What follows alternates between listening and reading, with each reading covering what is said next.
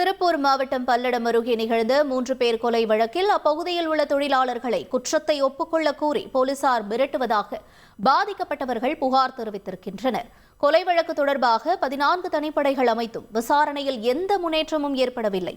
இந்நிலையில் தோட்ட தொழிலாளி பால்ராஜ் என்பவரை தாக்கி குற்றத்தை ஒப்புக்கொள்ள கோரி போலீசார் மிரட்டுவதாக அவரது மனைவி மாவட்ட காவல் கண்காணிப்பாளர் அலுவலகத்தில் புகார் அளித்தார். மேலும் போலீசார் மிரட்டுவதால் தங்களுக்கு பாதுகாப்பு வேண்டும் எனவும் அவர்கள் மனு அளித்துள்ளனர். அவங்க போலீஸ் விசாரணை பண்றேன்னு சொல்லி கூப்பிட்டு ரொம்ப அடிச்சிட்டாங்க, துன்புறுத்திட்டாங்க.